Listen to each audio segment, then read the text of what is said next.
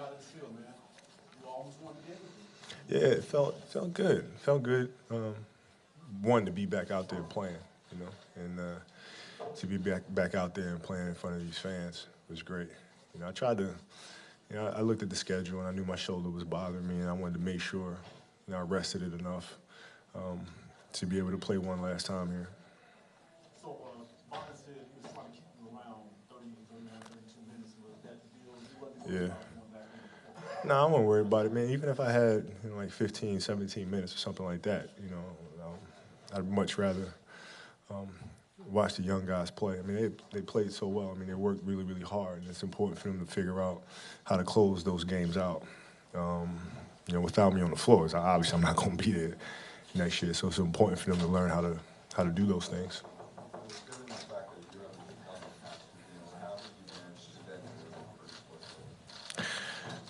Because we went down by like 15, and so rhythm, took a back seat to being pissed off. You know what I mean? Like it just, it was like sink or swim time. You know what I mean? And that helped me get in the rhythm pretty quickly. George Carl said that you were the best player out of high school. Do you really come into the league? I mean, it's tough for me to agree, but I'll just take the compliment. I mean, it'd be polite not to accept the compliment. Be impolite. So I'll accept it. Have you made any plans as you retire? What is it, business or movies? Well, I just saw Brad Miller, who I haven't seen in a while, and I told him to expect a phone call from me, and we'll go out and do a little hunting together. So.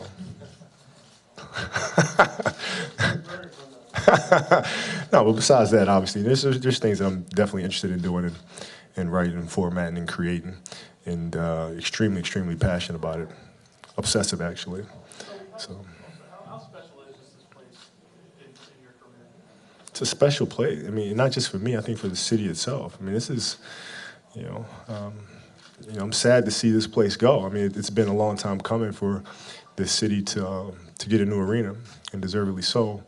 But at the same time, there's so much history here, and the way that this arena is built, with the fans being right on top of you and you feeling the electricity in the building, going to be sad to see it go. Do you have a favorite memory of your coach? Well, I mean, nothing. I don't think anything will ever top Game 7, and and not the end of Game 7, but the beginning of Game 7, the start. The announcing of the starting five and the lights going out, and all those cool lights that they gave everybody, and they're just waving them around, and you just kind of feel the electricity in the building. That's the best part. What do you feel like to get to know this building, not just from some Laker fans that you had before, but even Kings fans? It was great. It's just it's a sign of respect, and even though we've been enemies for so many years, it just felt good to to feel that respect from them, and then me in turn reciprocate it. I joked with Vladdy a little bit. I said, Vladdy, if you're going to give me a retirement gift, just please don't give me a bacon cheeseburger and cheesecake. just don't do that. What did Vladdy say to you? He gave me a Charlotte Hornets jersey with a number 8. It's awesome.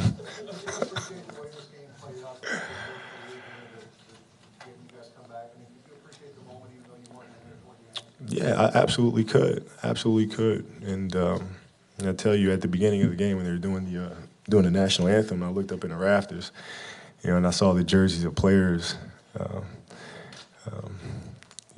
that I was rivals with, and Weber and Divac and Peja. I'm looking up there and I'm going, it was like yesterday I was just playing against them and their numbers are retired. What the hell am I still doing here? So if I hadn't decided to retire before now, that would have made me retire immediately.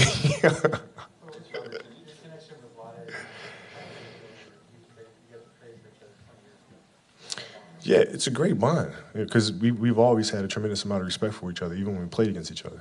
And the year that we played together, we actually grew even closer. We were around each other quite a bit. I had a chance to talk quite a bit, and he has a great sense of humor. He's a practical joker, and it goes extremely well with my sarcasm. So we spent a lot of time together. So. When you think about Michael Jordan and Bird and Magic and what they did, when they were in the league, how do you want to do that? Well, I mean, as a player that moved the league forward, in my own way, and hopefully inspire the next generation of athletes to compete with the same passion and treat the game with the same level of responsibility and attention to detail. And if I can pass that on to the next generation, that's really the most important thing for me, anyway. Do you feel like if you leave the game, like the game is in a better place than when you came in 20 years ago? I hope so. It seems like that. I mean, there's so many great players in the league today, and not only that, but they really seem to care about the game. They're not easily distracted by outside things, and they really seem to care about the craft of the game of basketball. As I walk away from the game, that's something that I'm really impressed by.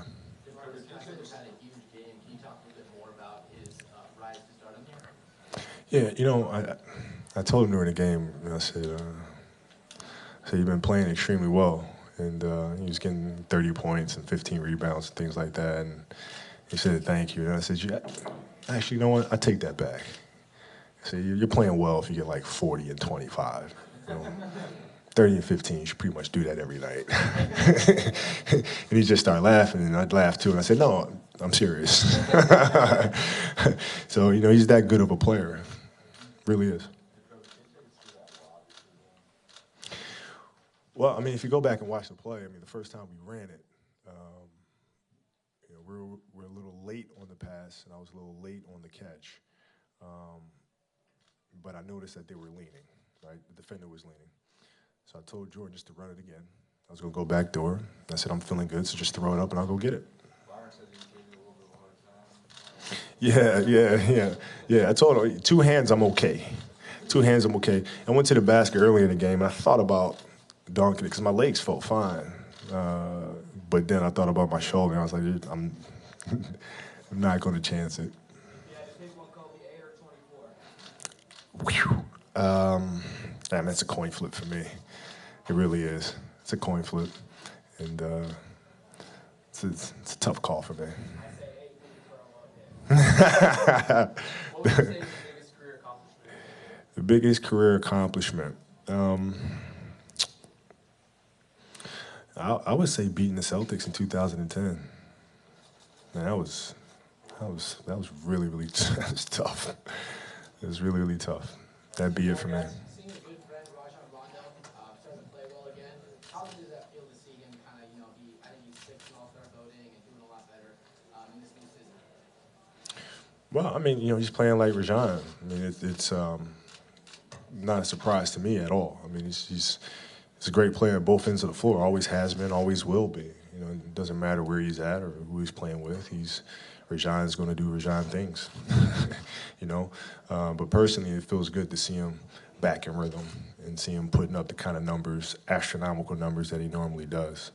I mean, he gets stupid triple-doubles, like stupid stuff, like 10, 20, and like 18. I mean, it's ridiculous. Kobe, cosa significa per te avere tifosi in tutta America che ti applaudono anche da avversari e essere stato il più votato per lo Star Game, più di LeBron, finora più di Steph Curry?